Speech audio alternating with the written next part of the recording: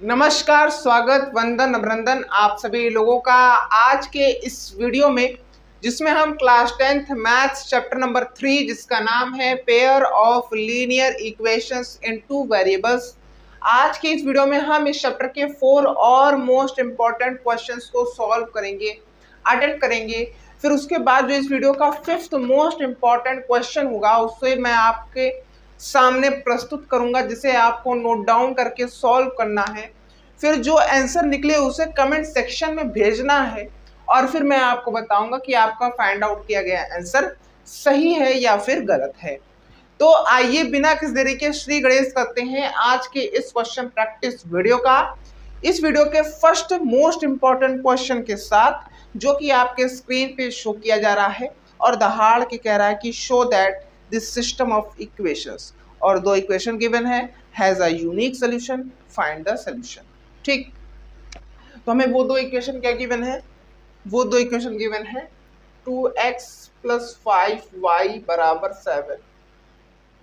17, और दूसरी equation given है 5x + 3y = 14। अब हमें इस क्वेश्चन में ये कह रहा है कि हमें शो करना है कि ये pair of linear equation in two variable जो है, इसका सिर्फ और सिर्फ एक ही सॉल्यूशन है। ठीक है, तो हमें ये शो करना है।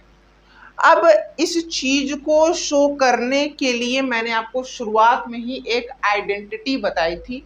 वो क्या था? वो ये था कि a1/a2 is not equal to b1/b2। बिल्कुल यही सेम कॉन्सेप्ट इस प्रॉब्लम में अप्लाई करेंगे। ओके, अब आपके मन में अगर सवाल आया कि यहाँ पे भैया ये a1 क्या है, a2 क्या है, b1 क्या है, b2 क्या है, तो एक बार फिर से शुरुआत में जाओ, फिर से पूरा पढ़ो, तब समझ में आएगा। अरे ये जो टर्म है, ये जो एलिमेंट्स हैं, ये इनके स्टैंडर्ड फॉर्म के हैं।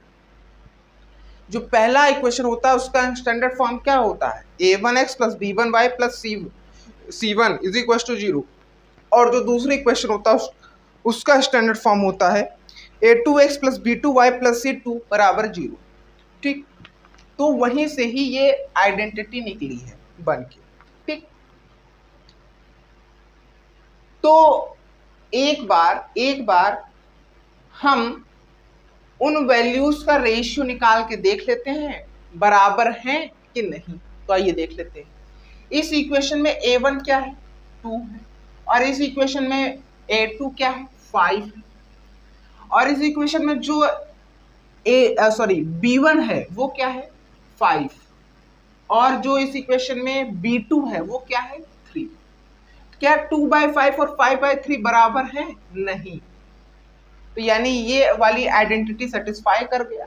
अब जब सेटिस्फाई कर गया तो इसका मतलब ये है कि इन दोनों इक्वेशन के सिर्फ और सिर्फ यूनिक सॉल्यूशन है, एक ही सॉल्यूशन है, ना 2 ना 0, सिंपल सा एक सॉल्यूशन है। अब एक सॉल्यूशन का मतलब एक पेयर ऑफ सॉल्यूशन, उस पेयर में x की भी वैल्यू होगी और y की भी वैल्यू होगी। ठीक, हाँ। अब हमें कह रहा है कि अगर ये यूनिक सॉल्यूशन है तो इसके सॉल्यूशन फाइंड आउट करो। सॉल्यूशन फाइंड आउट करने का कोई एक स्पेसिफिक मेथड नहीं गिवन है, तो इससे हमें क्लियर हो जाता है कि हमें ग्राफिकल मेथड का यूज नहीं करना है। तो बचता है सब्स्टिट्यूशन मेथड और एलिमिनेशन मेथड। मान लीजिए मैं एलिमिनेशन मेथड का यूज कर लेता हूँ यहाँ पर। ठीक, तो पहले हमें क्या करना है इस सॉल्यूशन में समझ में आ गया। तो अब आइए बढ़ते हैं हम अपने दूसरे कदम पर, दूसरे चीज को फाइंड आउट करते हैं इस प्रॉब्लम में। ठीक, मान लीजिए मैं इस एलिमिनेशन मेथड में इस x वाले टर्म को एलिमिनेट करना चाहता हूं, तो कोएफिशिएंट सेम होना चाहिए, लेकिन कोएफिशिएंट सेम नहीं है, तो सेम कर देते हैं। पहली वाली इक्वेशन को मल्टीप्लाई करते हैं 5 से और दूसरी वाली को मल्टीप्लाई करते हैं 2 से।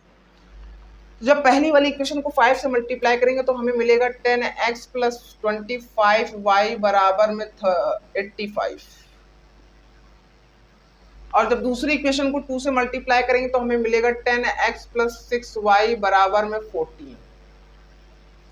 तो ये x वाली टर्म कब एलिमिनेट होगा? जब हम दोनों इक्वेशन के बीच में सब्सट्रैक्शन करेंगे। तो सब्सट्रैक्शन ही कर देते हैं। सब्सट्रैक्शन करने पे x वाला टर्म एलिमिनेट, हमारा आधा काम हो गया। अब 25y माइनस 6y कितना होता है 19y बराबर 85 माइनस 14 कितना होता है 71।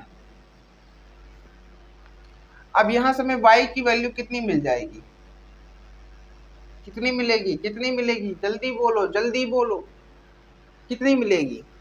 फ्रैक्शन फॉर्म में आ रहा है क्या, फ्रैक्शन फॉर्म में आ रहा है क्या,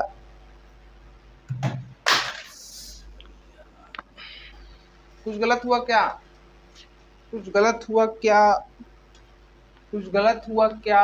अच्छा अच्छा अच्छा अच्छा, यहाँ 40 नहीं, यहाँ 28 होगा। तो 85 में से 28 गया, कितना बचा, कितना बचा, कितना बचा, कितना बचा, कितना बचा भाई, जल्दी बताओ। 57 बचा क्या, 57 बचा। तो y की वैल्यू कितनी मिली 3 मिली। अब इसी y की वैल्यू को इस फर्स्ट इक्वेशन में पुट कर दो, तो ये हो जाएगा 2x प्लस 5 मल्टीप्लाई बाय 3 बराबर 17। तो हो गया 2x प्लस 15 बराबर 17। x 2x की वैल्यू मिल गई 2 और x की वैल्यू मिल गई 1। तो ये सोल्यूशन आपको मिल गए इस pair of linear equation in two variable के एलिमिनेशन मेथड की मदद से। तो इस तरीके से हमें इस प्रॉब्लम को सॉल्व करना था। अब आइए बढ़ते हैं हम इस वीडियो के सेकंड मोस्ट इंपॉर्टेंट क्वेश्चन पर, जो कि आपके स्क्रीन पे शो किया जा रहा है और दहाड़ के कह रहा है कि मुझे सॉल्व करो। लेकिन सॉल्व करने के लिए हमें प्रॉब्लम पता होना चाहिए। प्रॉब्लम क्या कह रहा है, प्रॉब्लम कह रहा है find the values of k for which the system of equations, दो इक्वेशन गिवन है, हैज अ यूनिक सोल्यूशन। तो इस क्वेश्चन में हमें सोल्यूशन फाइंड आउट करने को नहीं कहा जा रहा है। इस क्वेश्चन में हमें ये कहा जा रहा है कि जो given pair of linear equation in two variable है, उसमें जो पहला इक्वेशन है उसमें k गिवन है, तो k की वैल्यू हमें फाइंड आउट करना है। k की ऐसी वैल्यू हमें फाइंड आउट करना है कि जिसकी वजह से given pair of linear equation in two variable के यूनिक सोल्यूशन हो, सिर्फ और सिर्फ एक सोल्यूशन हो, ना जीरो सोल्यूशन ना दो सोल्यूशन, ओनली वन सोल्यूशन। ठीक है, तो आइए देखते हैं कि k की क्या वैल्यू हो सकती है जिसके कारण given pair of linear equation in two variable के जो के यूनिक सोल्यूशन होंगे। ठीक, तो पहली इक्वेशन गिवन है हमें kx प्लस 2y बराबर 3, इसी k की वैल्यू हमें देखना है। दूसरी इक्वेशन गिवन है 3x प्लस 6y बराबर 10। अब जैसे ही यूनिक सोल्यूशन की बात की गई इस क्वेश्चन में, वैसे ही आपके दिमाग में क्लिक करना चाहिए कि यूनिक सोल्यूशन है या नहीं। इसको देखने के लिए हम कौन सी आइडेंटिटी यूज कर सकते हैं, तो वो आइडेंटिटी क्या है, वो आइडेंटिटी है a1 upon a2 is not equal to b1 upon b2। Clear, clear. तो इस इक्वेशन में a1 क्या है, k, और इस इक्वेशन में a2 क्या है, 3। इस इक्वेशन में b1 क्या है, 2 है, और इस इक्वेशन में b2 क्या है, 6 है। सिंप्लीफाई करेंगे तो हमें मिल जाएगा 1/3, यानी ये हो गया k/3 और ये हो गया 1/3। तो इन दोनों रेशियो के बीच में क्या रिलेशन होना चाहिए, इज नॉट इक्वल टू का रिलेशन होना चाहिए। ये रिश्ता क्या कहलाता है, ये रिश्ता इज नॉट इक्वल टू का कहलाता है। ठीक, तो हमें कहा जा रहा है कि k की वैल्यू क्या हो सकती है जिसके कारण ये इक्वेशन के यूनिक सोल्यूशन हो, सिर्फ और सिर्फ एक सोल्यूशन हो। तो आइए देख लेते हैं, इस 3 को यहाँ भेज देते हैं, तो ये हो जाएगा k is not equal to 3/3। Solve करेंगे आ जाएगा 1, तो ये हो जाएगा k is not equal to 1। इससे हमें क्या पता चला, इससे हमें ये पता चला कि k की वैल्यू 1 ना हो, बाकी कुछ भी हो, सब में वह pair of linear equation in two variable के यूनिक सोल्यूशन होंगे। अगर 1 होगा तो यूनिक सोल्यूशन नहीं होगा। यानी कि हमें ये चीज ये बता रहा है, ये एक्सप्रेशन ये कह रहा है, चिल्ला चिल्ला के दहाड़ के ये कह रहा है कि 1 के अलावा कुछ भी वैल्यू हो सकती है k की, सिर्फ और सिर्फ 1 नहीं हो सकता। Clear, clear, clear. अब आइए पढ़ते हैं हम इस वीडियो के सेकंड मोस्ट इंपॉर्टेंट क्वेश्चन पर, sorry third most important question पर, जो कि आपके स्क्रीन पे शो किया जा रहा है और दहाड़ के कह रहा है कि मुझे सॉल्व करो। और क्या चीज सॉल्व करने को कह रहा है, तो आइए देख लेते हैं। Show that this system of equation, दो इक्वेशन गिवन है, हैज इनफाइनेटली मेनी सॉल्यूशंस। बहुत सिंपल सी चीज है, बहुत सिंपल चीज है। पहला इक्वेशन क्या गिवन है, 4x + 6y बराबर 7। दूसरी इक्वेशन गिवन है 12x + 18y बराबर 21। तो हमें इस क्वेश्चन में कह रहा है कि इस पेयर ऑफ लीनियर इक्वेशन के इनफाइनेटली सॉल्यूशन हैं, हमें ये शो करना है। तो इस चीज को शो करने के लिए हम कौन सी आइडेंटिटी यूज कर सकते हैं, वो आइडेंटिटी हमारे दिमाग में तुरंत क्लिक करनी चाहिए, तुरंत टच करना चाहिए। वो आइडेंटिटी कौन सी है, बताओ जल्दी। वो आइडेंटिटी है A1/A2 = B1/B2 ≠ C1/C। ठीक ठीक ठीक। क्या ये दोनों इक्वेशन अपने स्टैंडर्ड फॉर्म में है? नहीं, तो स्टैंडर्ड फॉर्म में कर दो। तो ये हो जाएगा 4x + 6y - 7 बराबर 0, और दूसरी इक्वेशन का स्टैंडर्ड फॉर्म में हो जाएगा 12x + 18y - 21 बराबर 0। Clear clear clear. अब इस इक्वेशन में A1 क्या हो सकता है, 4। इस इक्वेशन में A2 क्या हो सकता है, 12। इस इक्वेशन में B1 क्या हो सकता है, 6। और इस इक्वेशन में B2 क्या हो सकता है, 18। इस इक्वेशन में सॉरी कुछ गलत हुआ क्या? अच्छा,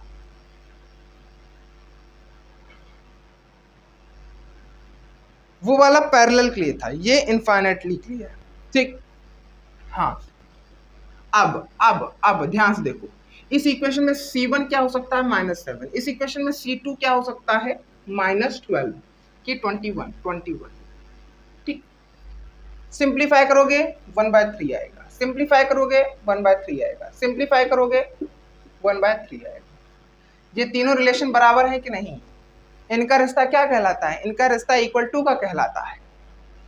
तो इक्वेशन आइडेंटिटी सेटिस्फाई की कि नहीं की? बिल्कुल की। यानी कि इस given pair of linear equation in 2 variable के इनफाइनेटली मेनी सॉल्यूशन हैं। क्लियर है?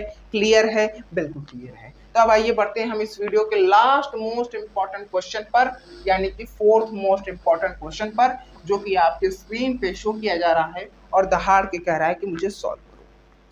कह रहा है कि find the value of k for which the following pair of linear equation has infinitely many solution. कुछ समझ में आया क्या? अरे ये अंग्रेजी तो मुझे समझ ही में नहीं है, मुझे अंग्रेजी समझ ही में नहीं आती, तो समझ लो, मैं समझा दे रहा हूँ। इस इक्वेशन में कह रहा है, इस क्वेश्चन में कह रहा है कि जो given pair of linear equation in 2 variable है, उसमें जो k है दूसरी इक्वेशन में, उसकी वैल्यू हमें फाइंड आउट करना है, जिसकी वजह से जो given pair of linear equation in 2 variable है उसके इनफाइनेटली मेनी सॉल्यूशन हो जाएं। क्लियर है? क्लियर है? क्लियर है, बिल्कुल क्लियर है। तो आइए देख लेते हैं क्या हो सकती है k की वैल्यू। तो पहला इक्वेशन गिवन है 2x + 3y बराबर 7, और दूसरा इक्वेशन गिवन है k + 1 का होल x प्लस 2k - 1 का होल y बराबर 4k + 1। क्लियर? क्या ये दोनों इक्वेशन अपने स्टैंडर्ड फॉर्म में है? नहीं, तो स्टैंडर्ड फॉर्म में ला दो। पहली इक्वेशन हो जाएगी 2x + 3y - 7 बराबर 0। दूसरी इक्वेशन हो जाएगी k + 1 का होल x प्लस 2k - 1 का होल y माइनस में 4k + 1 का 0। ठीक, 0। अब इसमें हमें कौन से कंडीशन की बात कही जा रही है? इसमें हमें इनफाइनेटली मेनी सॉल्यूशन वाले कंडीशन की बात कही जा रही है। यानी कौन सी आइडेंटिटी लगेगी? इसमें आइडेंटिटी लगेगी A1/A2 बराबर है B1/B2 बराबर है C1/C2। Clear clear clear.